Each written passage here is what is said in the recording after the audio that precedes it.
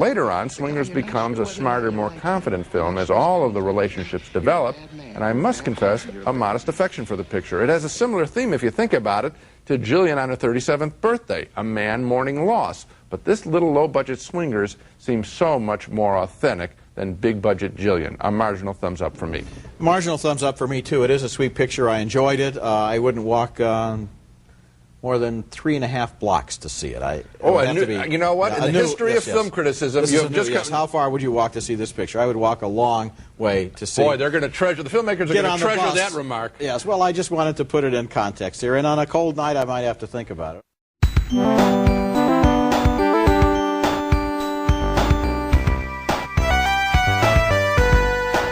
Angelina Jolie gets co-star billing in the film, but doesn't have very many scenes and none that take advantage of her screwy charisma. There's not much room in Gone in 60 Seconds for any of the characters. It's all behavior and mood, flashy photography, and special effects. I couldn't believe it when the climax took place inside one of those tired old movie cliche flame and steam factories where the steam and the flames fill the background while they chase each other in the foreground up steel ladders, and then they, of course, hang by their fingertips from the catwalks, which are very badly constructed and collapse underneath them. The movie was produced by Jerry Bruckheimer with his usual moody skies, hard-boiled dialogue, shallow characters, and action that looks good but feels like a technical exercise. I have a theory I'm working on about Nicolas Cage movies, and the weirder his hair and the stupider his name, the worse the movie. You know, in Face Off, he was Castor Troy. In Con Air, he was Cameron Poe. And here he's Memphis Reigns. And he looks like he was tackled by somebody with a henna bottle that just rubbed it on his head. It's a stupid movie. It's a terrible movie. You mentioned a lot of things I'd have to agree with about the casting. You've got somebody as wonderful as Angelina Jolie. She disappears halfway through the movie. Delroy Lindo is basically playing the Jackie Gleason character in Smokey and the Bandit. But this thing isn't even as smart or clever as Smokey and the Bandit. Absolutely, absolutely. You know, Cage has a certain weirdness about him that I find really attractive, and there's one shot in this movie that uses it where he kind of goes like this. Well, that's his move. That's one of his Nicolas Cage moves. And I like that move, and basically this movie doesn't have time for Nicolas Cage.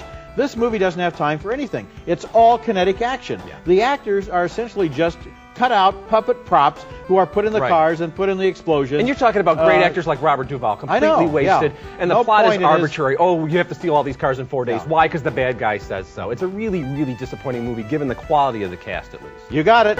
Could you please tell me who the Bulgarian bear wrestler is who made this? I'm the Bulgarian bear wrestler. This is delicious.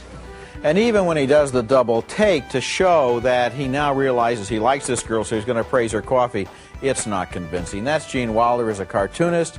Christine Lottie as the chef he falls in love with, and Funny About Love, a movie that is not funny and is certainly not funny about love, and is one of the most annoying and inept movies I've seen in a long time. Here is a film that has a genius for awkward scenes, dopey dialogue, and sentiment so shameless it is actually offensive. Mary Stuart Masterson is the only actor who emerges intact from this mess, maybe because they give her something fairly harmless and peripheral to do, but even she would have had a hard time with some of the dialogue in this movie, which drones on and on and on, and is meaningless, if not offensive, touch me, feel me, cliches, and then occasionally breaks out into the most astonishing bad manners. For example, when I know what you're going to say. You know what I'm going to say. When Gene Wilder is there with his sister and his father and the woman that his father wants to marry, and the conversation kind of drags, and somebody says, gee, for this conversation, we could have just kept Mom on life support. I mean, you just want to... You want to scream. You want to throw things at the screen. You know, Farrah Fawcett, her entire character and her entire role were cut out of this movie, and that is one of the biggest breaks in Farrah Fawcett's career. I didn't even know she was in it. She is lucky. This movie, you know, I don't talk to you during the movies. No, you don't. No. Okay. But I said something to you at one point, and I said, I've seen it all. Okay, 21 years I've been doing this job. This is the first time in a comedy that I ever stood up in amazement and shock and horror at a comedy. I got out of my seat, and you know, I don't know if you remember the scene. It is when... It's in the locker room of the Knicks. Mary Stuart Masterson takes Gene Wilder to a basketball game. And he gets to meet Patrick Ewing, the big New York Knicks star. And so here's huge Patrick Ewing and Mary Stuart Masterson. And it's his birthday. Yeah.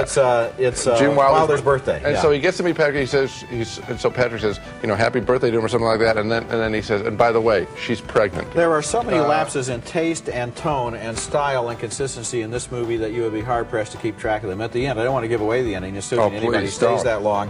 there's a big shot of something, and everybody goes, oh my God, and until we get the shot of it, nobody's supposed to have known that whatever that was. Without giving it away, I can't even say how dumb it is, and let's hope you never find out for yourself. How about this? I've got a movie. I don't care if you're 2, 22, or 102. You should avoid it like a bad case of whooping cough. How about that? Okay, I've got our first contender for the most tedious movie of the year. It's called London.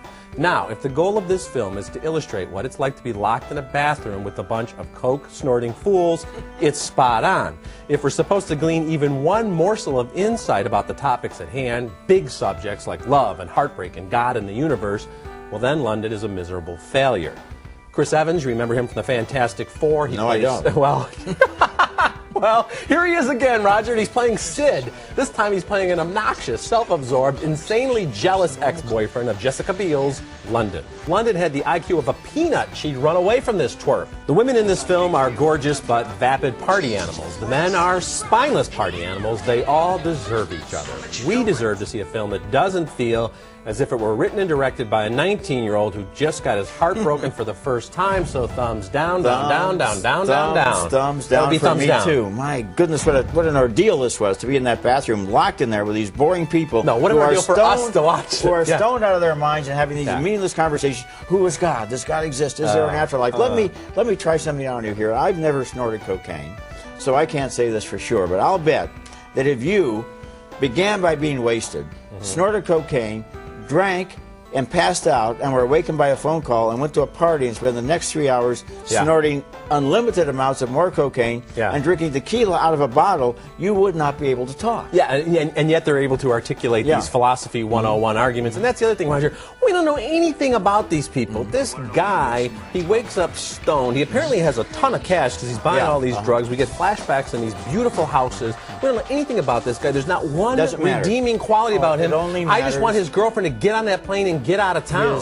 Our next movie is the story of a descent into a different kind of hell, a hell reserved only for the very, very, very bad movies. The name of the film is Hellbound, Hellraiser 2, and I guess it's more or less a continuation of the original hit film Hellraiser. Actually, though, it plays more like a compact disc than it does like a movie, especially if you have one of those CDs that you can program in any order. I love the names of the characters in this movie, by the way. They're named Kirsty and Tiffany. I love them because this is another one of those movies where they say the names way too often, over and over again. Kirsty, Tiffany, Tiffany, Kirsty, Kirsty, Tiffany, over and over, just until the audience is almost tempted to start shouting Tiffany and Kirsty back at the screen, if only to break the monotony. Or to continue it. Or to continue the monotony. Good point. Our next film is Goyas Ghosts, the latest from Oscar winner Milos Forman, who I believe is doing the next Adam Sandler movie. This is another period costume drama from Forman about the Inquisition, which apparently was not as fun or freewheeling as Mel Brooks made it out to be.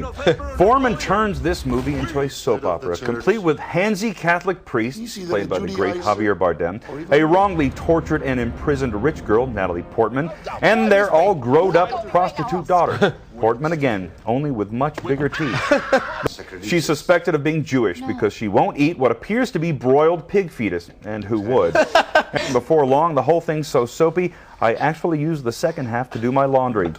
Foreman knows where he's going here. Sadly, he's the only one. As Goya's Ghosts careen from history lesson to bodice ripper, till the whole thing feels so overwrought, we're left only to roll our eyes and giggle. Surely not his intention, unless I just missed the point. I hate to say it because I love Foreman, but I have to give this one a thumbs down. Well, I give 2 big thumbs up to your review, which was classic, my friend. What he said, basically, is my opinion of this, Robert. It's a terrible film, and you have so much talent here. Wrong, wrong, wrong every step of the way. Milos Forman, probably his worst film. I used to think that Natalie Portman could do no wrong. She can do wrong because I think she gives a bad performance in both characters that she plays here. And Goya is reduced to this sort of bumbling fool on the sidelines. And you know, when I think King Carlos, I always think Randy Quaid. There's some good casting. I mean, it's He's on European vacation. It's just a mess, really. It's a dreadful mess. I immediately turned off Goya's Ghosts and went to watch History of the World Part 1. That's nice. And I have to say, it's a much better movie. I kept thinking of the Monty Python skit, nobody expects the Spanish Inquisition. And here we're talking about, some really tough material. And instead of, really getting drawn into this world, you keep thinking, wow, that's a bad choice. And that's a strange accent. And that's weird casting. I believe this actually opened in Europe a year ago and has long since closed. I felt like I was put to the question watching this. You were.